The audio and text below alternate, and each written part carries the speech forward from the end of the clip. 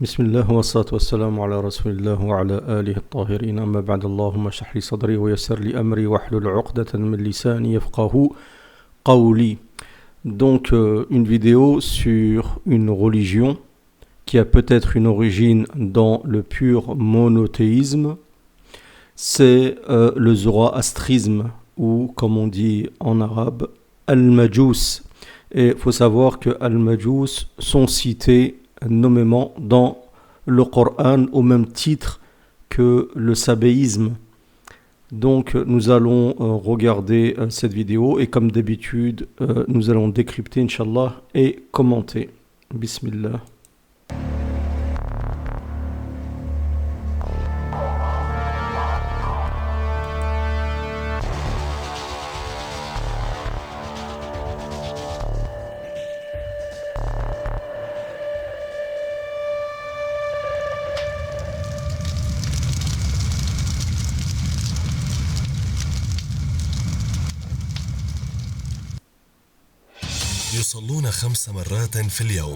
Donc ils font 5 prières par jour. Hein.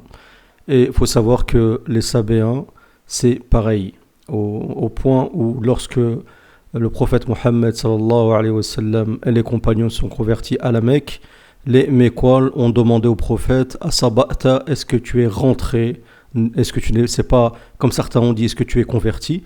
Mais est-ce que tu t'es converti à la religion des Sabéens? Car l'Arabie connaissait le sabéisme et les Sabéens faisaient beaucoup de choses en commun comme les musulmans et on va expliquer pourquoi par la suite. Et dans leur paradis, ils ont aussi des hur al-ain, donc des belles houris, comme c'est dans la législation de Mohammed alayhi salatu wassalam. Par contre, leur enfer, c'est pas un enfer comme le nôtre, c'est pas du feu, mais c'est plutôt du froid.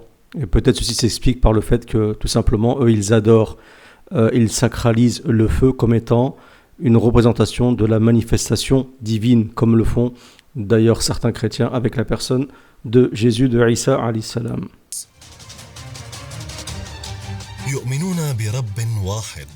Alors contrairement à ce que certains disent, les zoroastréens, c'est pas ils adorent en fait deux divinités, ils adorent qu'une seule divinité qui s'appelle Ahura Mazda. De toute façon, on verra ça par la suite et considèrent que c'est le créateur suprême qui a créé le monde, qui a créé le bien et le mal, ainsi de suite.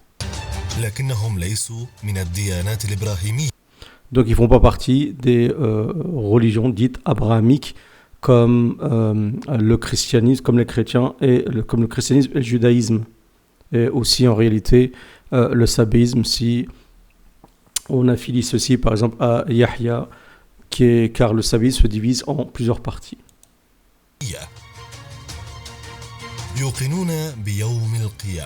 Donc ils ont la conviction qu'il y a un jour, le jour de la résurrection.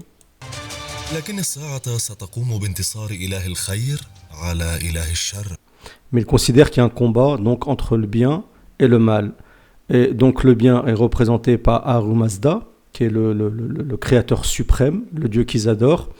Donc il fait un combat contre une créature qu'il a créée lui-même, d'accord, qui est le jumeau en fait du Saint-Esprit qui représente le bien.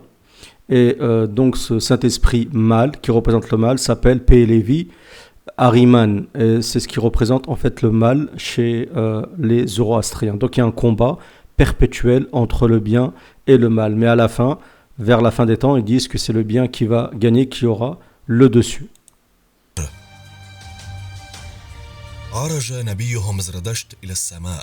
Et là, ce qui est étonnant, subhanallah, c'est que Zoroastre, il est monté vers les cieux. Et on voit, peut-être je vous le mettrai au montage, des images très anciennes en Babylone où vous voyez donc représenter Zoroastre avec monté sur, soit c'est un taureau ailé ou un cheval ailé, ainsi de suite, vers les cieux.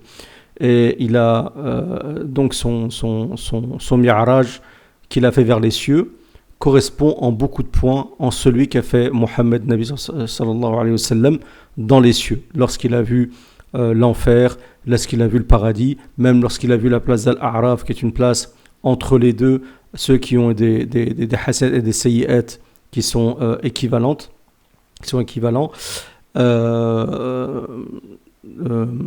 Et voilà, donc il y a beaucoup de ressemblances au point où les Zoroastriens et beaucoup disent qu'en fait que, comme d'ailleurs on dit les Mécois au prophète Mohammed lorsqu'ils lui ont dit est-ce que tu es rentré dans le sabéisme, il y en a qui disent que l'histoire d'Al-Isra wal-Mi'raj, donc du voyage nocturne et de la montée, l'ascension vers les cieux, a été copiée. Donc c'est une copie en fait tout simplement du récit de Zoroastre.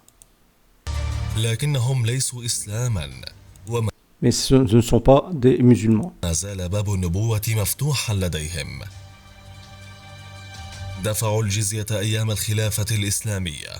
Lorsqu'il y avait le califat, il faut savoir que Omar ibn al-Khattab, c'est lui qui a conquis la Perse. Donc lorsqu'il y a eu la conquête musulmane en Perse, le zoroastrisme, il s'est beaucoup réduit, d'accord, al-Majous, et beaucoup se sont convertis donc à l'islam. Et Omar ibn al-Khattab ne savait pas comment se comporter avec les zoroastriens concernant al-Jizya, qui est cet impôt que devaient payer les pays conquis. Et il ne le savait pas, même al-Majous sont cités dans le Coran, comment les considérer, doit-on les considérer comme les gens du livre ou pas?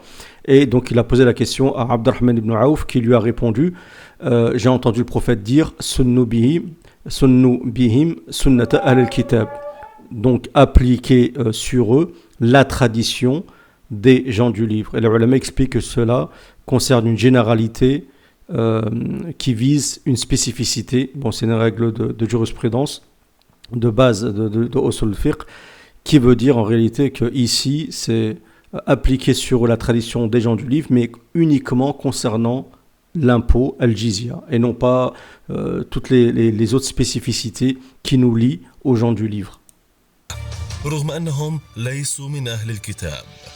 Donc voilà, donc comme il dit ici, ils ne font pas partie des gens du livre. Donc il y a une divergence entre les savants. Certains, en se basant sur la parole du prophète, les considèrent comme des gens du livre, et d'autres disent non. Non, ils n'ont pas c'est pas des gens du livre, ils ne font pas partie de descendants d'Ibrahim alayhi salam, de la religion abrahamique comme les juifs et les chrétiens, ainsi de suite. Mais certains savants, en se basant sur ce hadith qui est rapporté dans le Muwatta, les considèrent comme des gens du livre. Donc le divorce est interdit chez eux. Ce ne sont pas des chrétiens. Donc ce sont ceux qui suivent la religion donc Zoroastre, mais aussi c'est équivalent aussi aux Mazdéens. C'est pour ça qu'on dit Ahura, Mazda, et on les qualifie aussi d'Al-Majousiya.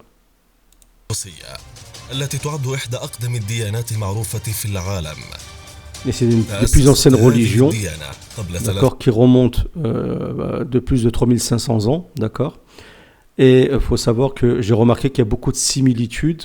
J'ai été étonné de voir, parce que je ne connais pas en fait le zoroastrisme, mais je me suis rendu compte qu'il y a beaucoup de similitudes avec le sabéisme. Le sabéisme, c'est une religion que j'ai étudiée. Et donc j'ai fait une recherche sur le sujet à l'époque. Et il y a beaucoup de similitudes, subhanallah, entre ces deux. Dans le sabéisme, par exemple, il y a aussi deux puissances, de sortes d'entités. Le royaume est divisé en deux. Donc la force du bien et la force du mal. Et donc il y a une sorte de combat dialectique entre les deux jusqu'au dernier jour.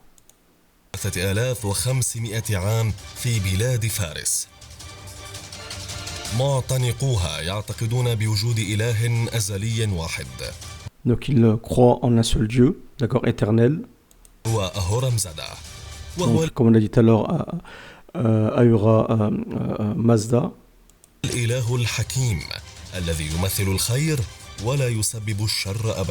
Donc il lui attribue jamais le mal, lui. Pour eux, Ahura Mazda, il ne fait pas le mal, il peut faire que le bien. C'est pour ça qu'ils ont donc attribué le mal à quelqu'un d'autre. Comme certains, par exemple, on a chez certains francs-maçons, se considère qu'il y a un combat entre Horus, par exemple, et Seth, d'accord. ça va être le frère donc du père de Horus, par exemple. Ou d'autres considèrent qu'il y a un combat entre Dieu et Satan, et ainsi de suite, entre deux dieux qui sont équivalents, ou comme dans le christianisme, qui considère carrément Satan comme le prince de ce monde.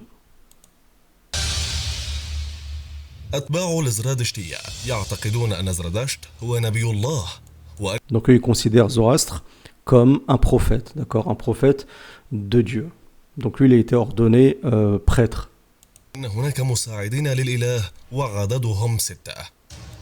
Et là, comme vous voyez dans ces représentations anciennes, en Babylone, ici vous avez donc 6, on va dire, aides, suppôts, d'accord, comme des anges en fait, des archanges qui sont au service donc du Dieu suprême. Vous voyez qu'il y a beaucoup de ressemblances, je vous ai dit, avec la religion, d'accord.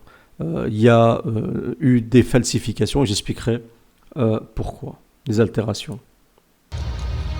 هذه الديانة لم تزل موجودة إلى اليوم، لكن أتباعها أقليات قليلة جدا، لا يتعدون 200,000 نسمة. Donc il ne reste pas beaucoup de monde, hein. Ils sont environ aujourd'hui 200 000. Vous en avez beaucoup en Inde, vous en avez encore en Iran, et vous en avez surtout, je crois, c'est à Karachi, au Pakistan. Ils sont peut-être 25 000 là-bas. معظمهم في إيران والهند. فمن هم المجوس وماذا يعبدون؟ Donc qui sont les Majous et qu'est-ce qu'ils adorent? المجوسية والزرادشتية. ساد اعتقاد قديم أن المجوسيين هم نفسهم أتباع الزرادشتية، لكن أبحاثا تاريخية معاصرة أكدت أن الديانة المجوسية جاءت قبل الديانة الزرادشتية. Donc il dit qu'il y a des gens qui disent que les Majous, en fait, c'est les Zoroastriens, et d'autres disent non, que les Majous, en fait, sont venus bien avant les Zoroastriens, que Zoroastre, en fait, c'est celui qui a, en fait, réformé la religion donc d'Al-Majous. Il faut savoir que Zoroastre, par exemple, quand il est venu, il a fait des réformes. Parmi ces réformes-là, c'est qu'il a aboli l'adoration donc du veau sacré, hein, comme ça se faisait durant l'Égypte antique, comme on fait d'ailleurs certains enfants d'Israël, parce que certains avaient encore les résidus de l'Égypte antique et de l'adoration donc d'Hathor ou d'Apis, qui est ce veau sacré qui était adoré durant l'Égypte antique. Et donc Zoroastre, donc il a aboli ces adorations, même les sacrifices. Il y avait des sacrifices qui étaient faits à des idoles, il les a abolis. Il a dit qu'il fallait uniquement réserver son adoration à Ahura Mazda. Le seul problème, et c'est dommage, c'est qu'il a quand même gardé ce culte voué au feu. Donc le feu ne cesse de brûler chez eux, dans les temples, ainsi de suite, parce qu'ils considèrent en fait que le feu, c'est juste une manifestation du divin. Dieu se manifeste à travers le feu, c'est une sorte de symbolique qui représente Dieu, mais en fait, ils ne l'adorent pas en tant que tel. D'accord ? Mais c'est quand même dommage parce que ça reste dans l'islam du shirk, de l'associationnisme. التي أضافت وغيرت في المجوسية وجددتها وأظهرتها وزادت عليها بعض التعاليم التي أدخلها زرادشت الذي تعتبره المجوسية نبيها. المجوس والنار. خصائص المجوسية الزرادشتية تقديس عناصر الطبيعة، وللشمس عندهم حرمة عظيمة. Donc aussi une sorte de culte du soleil qu'on retrouve dans les anciennes civilisations, Égypte antique, sumérien, ainsi de suite. Mais pour eux, le feu a plus de sacralité que le soleil. لذلك دخلت كعامل رئيسي في عباداتهم. وبيوت النار عندهم هي مراكز العبادة والتقديس، ما أثار عنهم معتقدا خاطئا أنهم عباد نار. Donc certains disent que c'est des adorateurs du feu. Ben, ça, il faut qu'on le dise, c'est une erreur. En fait, ils n'adorent pas le feu. Hein, pour eux, c'est une représentation. D'accord ? Comme certains chrétiens, pas tous, mais certains, par exemple, disent on n'adore pas Isa. Isa, ça reste un homme, mais qui a bénéficié d'une sorte de transcendance, divine.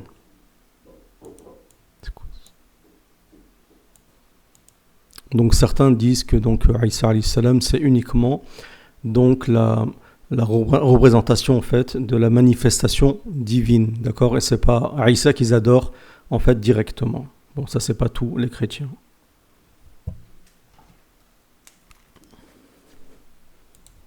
في الحقيقة يعتبرون النار والماء أدوات طقوس الطهارة الروحية ويعبدون إله الخير والنور. Vous voyez par exemple cette représentation, donc ça représente ici Zoroastre donc, qui se déplace sur un animal. Là on voit mal, mais je vous mettrai d'autres images Inch'Allah. أهورمزادا يوصلون له بانتظار يوم القيامة عند انتصار أهورمزادا على إله الشر والظلمة. Donc le Ahurmzada donc aura la victoire sur celui qui représente le mal, comme on l'a dit tout à l'heure, qui est Pelevi Ahriman ou Ahariman, et c'est celui qui représente en fait, c'est comme Shaitan quoi, tout simplement. Ahraman. Dinu Faris. Donc c'est la religion aussi des Perses à l'époque avant l'islam. إلا أن الزرادشتية تراجعت بإيران منذ القرن السابع بعد الفتح الإسلامي لفارس في الفترة ما بين عام 633 وعام 654. Bon, au 7e siècle, je vous ai dit qu'il y avait les conquêtes islamiques, donc le zoroastrisme a reculé et les Perses, beaucoup de Perses étaient rentrés dans l'islam. المجوس والإسلام. علماء المسلمون حرموا صيد المجوس وذبائحهم على المسلمين. Donc on n'a pas le droit de manger donc ce qu'ils égorgent comme bêtes, ainsi de suite. Contrairement aux juifs et aux chrétiens, même les chrétiens, une divergence, à savoir la manière dont ils tuent et au nom de qui ils tuent, ainsi de suite. Donc eux ils considèrent qu'il y a deux dieux. En fin de compte, c'est pas vraiment ça. Il y a un Dieu suprême, mais qui a créé en fait il y a deux puissances, donc deux sortes de deux jumeaux, d'accord, donc un qui représente le bien et un qui représente le mal. Et je vous dis, on retrouve la même chose chez les Sabéens, une sorte de dualité quoi.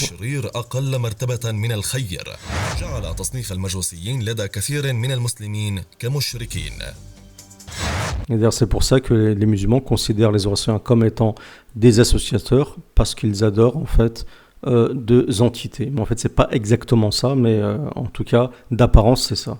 العلماء اختلفوا بشأن المجوسيين الزرادشتيين. بعض وصفهم بأنهم من أهل الكتاب. Donc certains, comme on l'a dit, savants les considèrent parmi les gens du livre. الله قد أنزل إليهم رسولا لكنهم حرفوا ديانتهم وبدلوها. Donc ils disent qu'à la base, eux, ils avaient un prophète comme dans d'autres religions.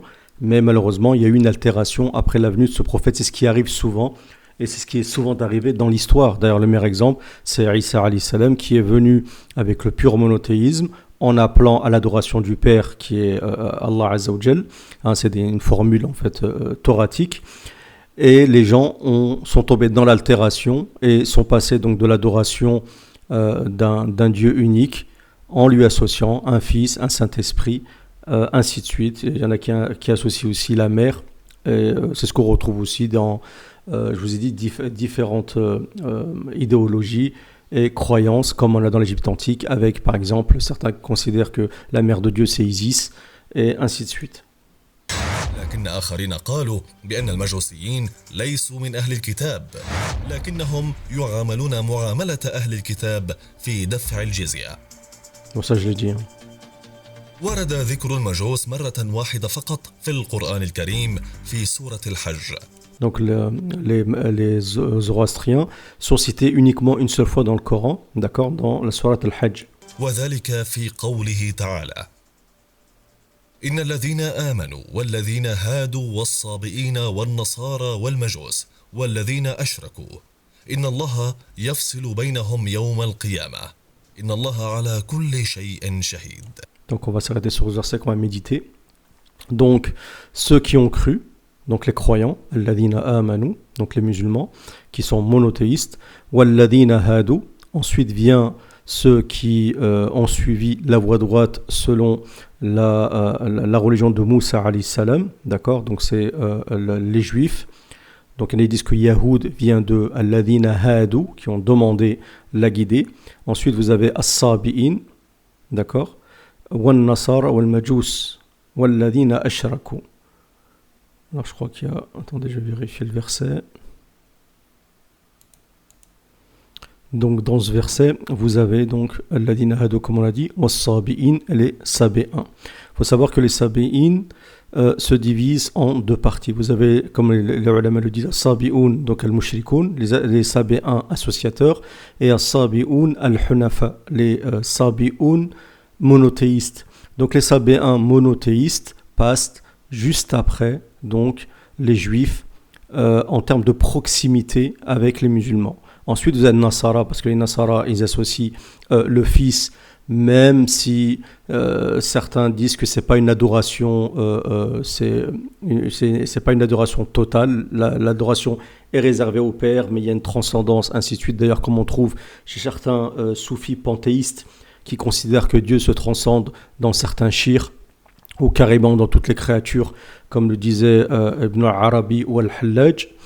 Et ensuite, vous avez Al-Majus. Donc, Al-Majus viennent en dernière position après les Juifs, les Sabéens, les chrétiens. Et ensuite, vous avez Al-Majus. Pourquoi ? Parce que Al-Majus considère qu'il y a comme on l'a dit, il y a de l'adoration en général de deux entités, d'accord ? Une du bien, et en considérant qu'il y a une du bien, une du mal, même s'ils adorent celle du bien. Mais ils associent quand même au niveau des forces, au niveau des interactions sur Terre, ainsi de suite, un Dieu au Dieu suprême. Donc c'est tout simplement du shirk. Mais c'est du shirk qui est plus grave que les autres. Ensuite, Allah Azza wa Jalla dit « Walladina ashraku » et à la fin, le pire des pires, c'est carrément les païens. Ceux qui sont vraiment dans l'adoration des idoles, qui peuvent adorer une vache, peuvent adorer un singe, peuvent adorer ce que vous voulez, une pierre carrément. Là, on est vraiment dans le dernier degré. Et Allah dit que tout cela seront rassemblés avec les croyants le jour dernier. Inna Allah yafsilu baynahum. Allah devra répartir entre eux, les départager le jour dernier. Pourquoi ? Parce que chacun va venir avec un argument. Chacun va venir avec un livre. Chacun va dire, voilà, on avait des prophètes, nous avions tel argument, nous avions tel livre, nous avions telle croyance, ainsi de suite. Et chacun va essayer, bien sûr, de prétexter sa mécréance et sa déviation donc de la voie droite. Et Dieu dit Inna Allah ala kulli shay'in shahid. Bien sûr, Allah Azza wa Jalla est témoin de toute chose.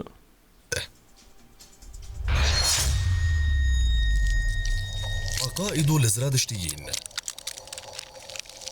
يؤمن الزرادشتيون أن الروح تهيم لمدة 3 أيام بعد الوفاة. Donc ils considèrent que l'âme, pendant 3 jours, elle erre après la mort du défunt. D'accord ?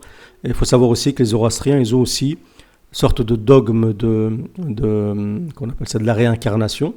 Il faut savoir que lorsque les Juifs, lors de l'exode de Babylone, et qui ont été en quelque sorte sauvés par les Perses et qui ont vécu en terre perse, ont été influencés, malheureusement, par le zoroastrisme. On retrouve quelques similitudes dans la religion juive du zoroastrisme, notamment la réincarnation.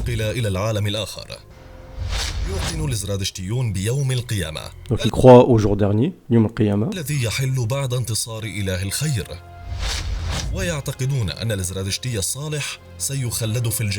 Donc ils considèrent que celui qui est pieux parmi les Zoroastriens, il ira au paradis éternellement.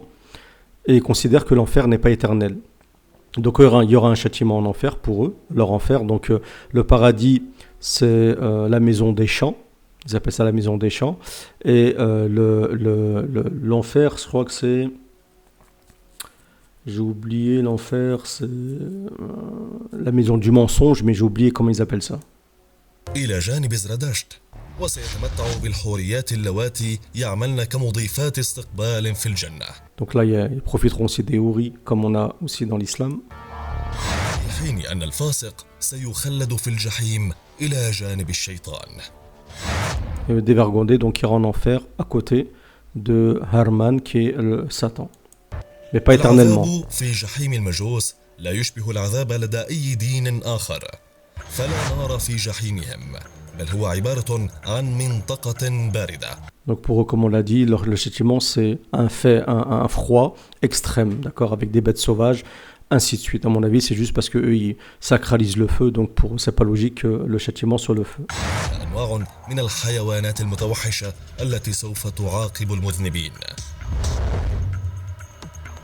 يصلي أتباع الزرادشتية 5 مرات في اليوم. Donc ils prient 5 fois par jour, comme on l'a dit au début. لهم طقوس خاصة للدفن. فيتركون جثامين الموتى للطيور الجارحة. Donc ils laissent les morts, donc ils les laissent aux oiseaux, aux volatiles sauvages. أبراج تسمى أبراج الصمت. Donc ils ont ce qu'on appelle des tours du silence où ils mettent ces défunts. ينتشر بين أتباع المجوسية ادعاء العلم بالغيب والتنبؤ بالمستقبل. Donc eux, ils ont la divination, ainsi de suite. Il faut savoir que chez les zoroastriens, je ne sais pas s'il en parle ici, mais ils ont aussi une eschatologie. Donc eux, ils croient en un messie qui va venir établir la vérité vers la fin des temps et combattre les forces du mal. On retrouve ça exactement la même chose chez les Sabéens. C'est pour ça qu'il y a des prêtres mages qui sont rendus lors de la naissance de Isa alayhi salam pour chercher donc Isa alayhi salam et la venue donc du Messie. ويعتقدون أن الرسالات السماوية لم تنقطع بعد والنبوة مستمرة. On considère que la prophétie elle n'est pas finie et que la révélation elle continue aussi. Donc je vous ai dit qu'il y a aussi, ils ont toute une eschatologie et il y a beaucoup de points communs donc avec le sabéisme, avec l'islam. Donc comment expliquer ça? Parce que ça pourrait être une grosse ambiguïté pour les musulmans. Donc, personnellement, moi, ça me renforce dans ma foi, au contraire. Pourquoi? Parce que j'ai la conviction que tout ce qu'on retrouve dans ces religions, d'accord, le zoroastrisme, le sabéisme, provient d'un même point, provient d'une même lumière, d'accord, provient d'une même révélation, d'une seule révélation. Il faut savoir que toutes ces religions, quoi qu'on en dise, elles ne sont pas anciennes autant qu'Adam, alayhi salam, en sachant que certains disent que même Adam avait, comme on l'a déjà dit une fois, des feuillets, ce qu'on appelle Safar Adam. Adam est venu aussi avec un argumentaire et avec des paroles saintes. Et il faut savoir que donc Allah Azza wa Jal a envoyé énormément de prophètes, d'accord, il y en a qui disent 124 000, je pense, des messagers. Il y avait énormément de prophètes, tous véhiculaient le même message qui est l'adoration d'Allah Azza wa Jal, avec comme châtiment donc l'enfer et la récompense, le paradis, et qu'il faut faire le bien et ne pas faire le mal et adorer un Dieu avec un monothéisme pur et exclusif, d'accord, c'est ce qu'on retrouve pratiquement dans la majorité des religions, d'accord. Ensuite, il y a eu des altérations, mais ça c'est normal. Pourquoi? Parce que le seul livre que Dieu a garanti de ne pas être altéré, c'est le Coran. Avant le Coran, Allah Azza wa Jalla n'avait pas dit qu'il allait garantir la protection de ces livres-là. C'est pour ça que Satan, c'est son travail, est là pour égarer, pour transformer le message, pour altérer le message, pour égarer les gens. Donc il est obligé d'agir et c'est ce qu'il a fait. Donc lorsque certains, je ne sais pas si Zoroastre est un prophète, c'est fort possible, vu ce qu'il a, son ascension, il y a beaucoup de choses quand même qui sont similaires à l'islam. C'est fort possible que ce soit un prophète qui était monothéiste. Et avec le temps, donc par la suite, ils ont altéré son message. Et ça peut être rapide. Regardez, par exemple, je prends l'exemple, parce que vous allez me dire, oui, mais comment ça se fait que tout a été transformé, que le monothéisme n'est pas resté, ainsi de suite. Prenons l'exemple. L'exemple le plus récent est celui de Isa alayhi salam. Jésus est venu avec le pur monothéisme. Il a prêché toute sa vie le monothéisme. Il n'a jamais dit je suis le fils de Dieu. Il a appelé à l'adoration du Père, le Père étant Allah Azza wa Jalla, le Dieu suprême. Et juste pendant 3 siècles, donc la majorité des chrétiens sont sur le monothéisme, mais sur c'est pas un monothéisme, c'est un monothéisme qui s'est effrité, qui s'est altéré légèrement avec le temps, c'est normal, c'est tout à fait normal, parce qu'il y a eu des forces qui ont agi. Il y a eu Paul, n'oubliez pas, c'est pas rien, Paul de Tarse, ce shaitan, c'est lui qui a transformé la majorité de la religion chrétienne aujourd'hui, au point on dit que c'est un christianisme paulinien. Et donc Paul a tout altéré, d'accord. Et 300 ans après, il y a un roi qui arrive et qui vient, qui considère que la Trinité est la religion d'État ainsi de suite, en 300 années. Donc ce qui est arrivé avec Isa alayhi salam a pu se passer avec Zoroastre en uniquement 100 ans, un peu plus ou un peu moins, d'accord? Sachant que ça fait, comme on l'a vu, des millénaires que cette religion est apparue, sachant qu'il y en a qui disent que Al-Majous précédait donc le Zoroastre, le prophète Zoroastre. Donc je pense, moi j'ai pas de certitude, donc je peux rien affirmer, donc je vais rien affirmer quand j'ai pas de connaissances. Surtout le zoroastrisme, c'est pas une religion que je maîtrise, que je connais, mais de ce que j'en connais, je vois une forte similitude avec le sabéisme. Le sabéisme est une religion qui est divisée en plusieurs parties. Vous avez le sabéisme primaire qui était pour moi le sabéisme qui était le pur monothéisme, et ensuite ça s'est altéré à l'époque d'Ibrahim alayhi salam. Ibrahim a fait face aux sabéens qui adoraient les astres, d'accord? C'était des sabéens associateurs, où ils accordaient carrément aux astres, même s'ils adoraient un dieu, mais ils accordaient quand même aux astres une puissance, un peu comme le faisait aussi la tribu de Quraysh, qui considérait qu'Allah Azza wa Jal existait, mais que les idoles étaient là pour agir comme des intermédiaires, des aides, ainsi de suite. D'accord? Donc, et ensuite, vous avez aussi le sabéisme de Jean-Baptiste, ceux qui considèrent que Jean-Baptiste était le Messie, hein, comme nous avec Isa alayhi salam, et qui ont d'ailleurs un symbole qui ressemble fortement au christianisme, et font le baptême, comme le faisait aussi Jean-Baptiste, dans la vallée du Jourdain. Donc, pour moi, il y a un tronc commun qui est le pur monothéisme, d'accord, qui est en fait très simple, très facile à comprendre, avec des notions qui s'accordent très facilement avec l'inéité, pas compliqué à comprendre, adorer un seul Dieu, faire du bien sur terre, éviter le mal, avec à la fin une récompense et un châtiment, ce qui fait partie de la justice et de l'équité. Et on sera jugé d'ailleurs avec une balance, ce qui est la balance de l'équité. D'ailleurs, il faut savoir que chez les Égyptiens, par exemple, l'Égypte antique, c'est pareil. Il y a un jugement qui va se faire avec une balance, ainsi de suite. Il y aura aussi, je ne sais pas s'ils ont un paradis ou un enfer, ainsi de suite. Mais il y a donc beaucoup de points comme ça communs. Donc il y a des sortes de traditions qu'on retrouve à travers les âges et qui viennent en fait d'une seule religion. Et cette religion, c'est quoi? C'est l'islam. C'est simple, c'est la soumission tout simplement à Dieu. Et l'islam, c'est pas uniquement la religion restreinte de Mohammed alayhi salam, qui est la législation de Mohammed, certes la dernière, parce qu'en fait on a fait une boucle. La boucle a été bouclée, je ne sais pas si ça se dit, mais on a fait le tour. On a commencé par Adam, qui était celui qui est venu sur terre avec le monothéisme. Mais Satan a agi tout de suite et il a commencé tout de suite à altérer le monothéisme dès le début. On l'a vu avec Aouj ibn Unuq, avec Qabil, ainsi de suite. Il a commencé tout de suite son boulot sur terre. Dès qu'il est arrivé sur terre avec Adam, il a commencé l'altération, à pousser les gens au paganisme, à adorer. Il paraît qu'il a même réussi à persuader Caïn, d'accord, d'adorer le feu, comme les mages, comme les majous, en disant si Allah Azza wa Jalla a accepté le sacrifice de Habil, c'est uniquement parce que lui adorait le feu. Tu vois, alors que c'était faux. Donc c'est pas impossible que Qabil aussi a fini dans l'adoration du feu, parce qu'à mon avis, Adam devait chercher à venger son fils. Allahu a'lam. En tout cas, il y a des versions dans ce sens-là. Donc avec le temps, donc il y a eu Allah Azza wa Jalla a cessé d'envoyer des prophètes avec le même message, mais sans garantir le message. Mais comme la religion, comme la législation de Mohammed est la dernière qui vient propager et rediffuser un même fil conducteur qui est le tawhid, il fallait garantir, parce que c'était le sceau de la prophétie.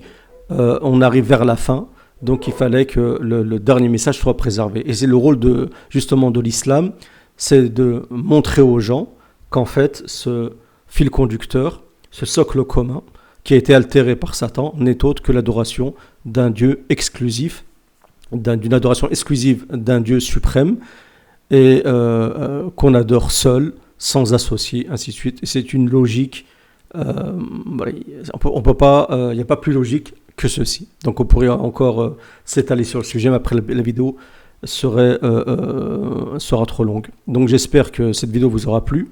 Si ce sujet vous intéresse, dites-le moi. Si vous voulez une autre vidéo sur le sabéisme et voir l'adoration des Sabéens, vous êtes très étonné de voir qu'ils ont les ablutions. Je crois que même les Zoroastriens ont aussi les ablutions, qu'ils jeûnent, je crois qu'ils jeûnent 40 jours, qui ont aussi, les Zoroastriens ont une sorte de temple, hein, où ils vouent une adoration, comme nous. Bon, on n'adore pas la Kaaba, d'accord, mais on se dirige vers la Kaaba. Eux, ils ont leur temple aussi. Et donc, vous voyez, il y a des choses communes qu'on retrouve dans toutes ces religions qui, en fait, ce socle commun, qui est la religion initiale, la religion du Tawhid, qui est l'islam. Et qu'Allah Azza wa Jal, donc, a parachevé avec la venue du prophète Mohammed, alayhi salatu wassalam. Donc, moi, ça me réconforte dans ma foi et ça me renforce de savoir qu'à travers l'histoire, des prophètes ont confirmé tout simplement ce qui a été dit par le prophète Mohammed alayhi salatu wassalam. J'espère que cette vidéo elle vous a plu. Si c'est le cas, faites-le moi savoir par des j'aime, partagez la vidéo et si vous n'êtes pas abonné à la chaîne, abonnez-vous. Et si le sujet des Sabéens vous intéresse, dites-le moi. Je vous remercie pour votre écoute.